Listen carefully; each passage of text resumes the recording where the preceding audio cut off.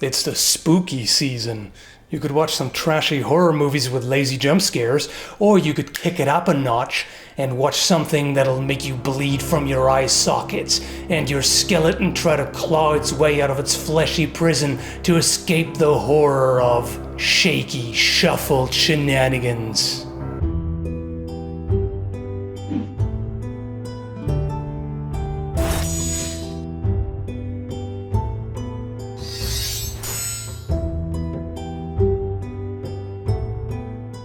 You know what I love when watching movies? Staring at a jittery mess of motion blur that gives you about as much information as static noise on an 80s TV. In fact, I'd rather look at static because at least it's not constantly interrupted by jarring jump cuts. Now, don't get me wrong, I'm not opposed to artistic shots and some dynamic movement, blur, etc. to convey fast-moving action. And of course, jump cuts make things easier for the actors. I also have to added quite a bit to get rid of those, this right here, the brain just randomly shutting down in the middle of a sentence and me goes, oh, loading, Windows XP is booting up. So that's all fair enough, but I'm deliberately trying to limit that for this video to not be a total hypocrite. So there are examples where it's done reasonably well, like Gladiator from 2000. Now, historically, it's a complete mess, but that's not the point here. They switch between static and dynamic shots, and the screen shake is used to accentuate the rumble of the chariots, which makes sense. And whenever something important happens, we do get a closer look. Personally, I would prefer less jump cuts and shakes, but overall, it works. Using a shaky camera to emphasize the violent chaos of battle makes sense, at least on paper, but when overdone, it's just a miserable viewing experience. Must not go on a rant about historical accuracy in Vikings. I'll try. They can do smooth shots too, as shown here. I understand the challenge of coordinating a large group of actors and having them pretend to fight convincingly while also safely at the same time without the benefit of hiding blunders with camera tricks. Fair enough. But personally, I'd much rather watch them shove each other and occasionally pretend to deliver a half-hearted attack than be subjected to visual vertigo. What about the armored duel from the 2017 TV series Maximilian? They did a lot of things well with this choreography. It's quite satisfying to watch overall. The camera work, though, maybe a telephoto lens isn't the right kind of tool for the job here. I don't know about you, but personally, when I'm watching a fight scene, I'd rather get a full view rather than stare at a single shoulder, or pauldron in this case. And the rule of thirds is all fine and good, but when it's zoomed in so far that we can only see one subject at a time, it's somewhat counterproductive when a duel is a two-person sort of deal. I appreciate the first-person view in between. It illustrates that fighting in full armor in pouring rain, no less, wouldn't be a joyride. It's hard to breathe, hard to see, exhausting, etc. And the outside helmet view is a cool idea, no doubt about it. But could we as viewers also get a good outside look at the fighting, maybe, to see what's happening? Unless the audience that's watching the fight right there is nearsighted and having an epileptic seizure, this is not what they're seeing. Here they do it right. That is the perspective of one of the spectators. And switching back and forth between spectator view and fighter's view is great conceptually. But switching back and forth between spectators, fighters, and one guy with a phone standing there like, oh, cool night fight, not so good. Hey guys, I decided to make the video more dynamic so it's more visually interesting. Oh yeah, engaging. Look at this shit. Your likes are mine. Even a remarkably well done and amazingly realistic sword fight choreography based on historical martial arts can suffer from shaky cam syndrome. I'm okay with that during the search scene, or in general, in order to show that a character is confused or doesn't know where the threat is. Once the fighting starts, though, it's unnecessarily irritating, in my opinion. To be fair, this could be a case of budget constraint. High-end gimbals, let alone professional camera dollies, are painfully expensive. But I've seen some neat tricks and DIY equipment that works nicely. Also, shooting on 4K and using digital zoom and stabilization for a 1080p final product can fix a lot of issues. It also depends on how strong the jitter is. In Eteria's older video of the realistic duel, it's done better. Where the shake is present but not too excessive, it's clearly intended to make the shot feel more dynamic, and it can work if done in moderation. That's the big if here. If you ask me, smoother is generally better. Now, for a particularly vomit-inducing example, Ironclad from 2011. Luckily, I have never watched this, but so far every scene from this movie I've been inadvertently exposed to has been a cringe fest for a number of reasons.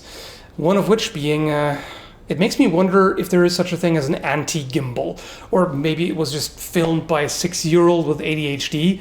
It's like the camera is constantly chasing invisible butterflies. Oh, what's this? What's that? Oh, look at this. I mean, come on. This dude is just sitting there.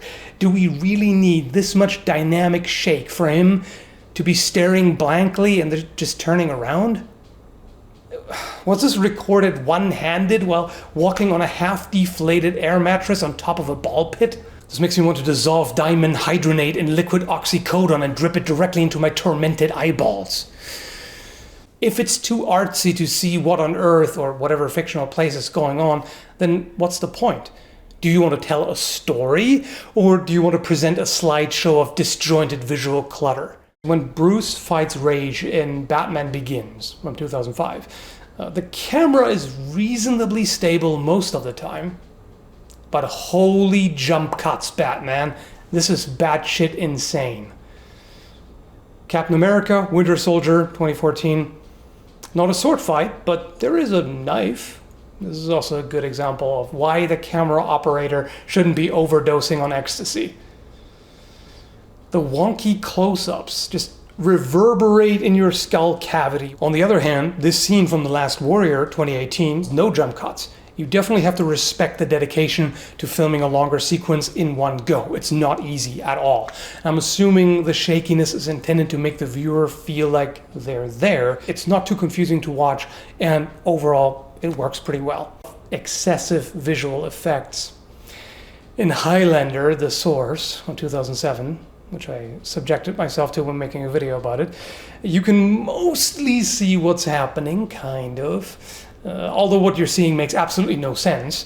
The main problem here is the overwhelming urge to avert your eyes and shield them from the onslaught of unspeakably corny over-editing. I mean, I can only guess that overly enthusiastic art students at that point had recently discovered After Effects and were hell-bent on cranking up the the artsy-fartsy dial to over 9,000. How about some positive examples of how to do it better?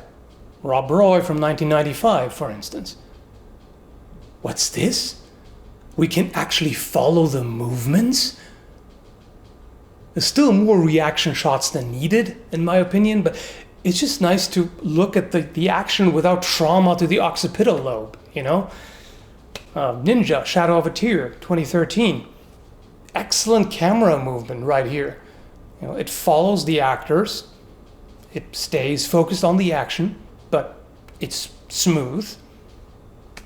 It doesn't jerk around like there's an earthquake going on in the studio. Yeah, it's nice. And as little as I care for all the nonsensical twirling in the Star Wars prequels, gotta give it that. They have some nice steady shots that keep going for a good while before switching angle. So I can appreciate that. They just keep moving around, they keep fighting, or pretending to fight, but at least it's not jump, jump, jump, jump, jump, and shakiness, and you have no clue what's going on, and zoomed in way too close. This works. Princess Bride from 1987, also a good example. I should just refer you to the videos I've made about Princess Bride and The Deluge and The Duelists, which are all surprisingly realistic in terms of fight scenes, especially by movie standards. And even if you look at something like The Great Race from 1965, which is a slapstick comedy film, yet look at this fight scene. Now, there are lots of repetitive movement patterns that make it easier for the actors to keep going without bloopers. Fair enough, but just bask in the beauty of that buttery smooth camera work. Isn't that nice? It's just continuous.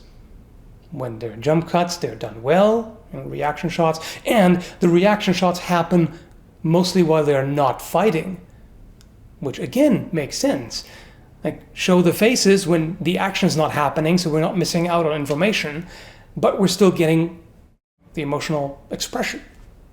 That's great. So yeah, in my opinion, as far as conventions in cinematography are concerned, they really need to tone down the Parkinson's visuals. I probably shouldn't joke about that as a serious condition. Anyway, there are plenty of ways to do it better, more smoothly, and even if you don't want to try to go for a very long single shot, which is hard to do everything right in one go without messing up, I totally understand. You can still do it a little bit more subtly. I may very well be ignorant of some good reasons for doing things certain ways because I'm not involved in the film industry, but since we've seen better examples, it doesn't seem to be necessary. And also, there really is too much emphasis on zooming in a lot of the time, which is really unpleasant and jarring. I mean, sometimes you may need to use zoom to emphasize some things, or maybe to, again, hide blunders somewhere or what have you, which is all fine and good. But just, honing in on someone's shoulder or just one head, or which is not even perfectly in frame, and because everything is moving and shaking, and it's a nightmare. So yeah, do not want. Anyway, hope you found this entertaining. Enjoy October, best time of the year and all. And thanks for watching. Have a good one.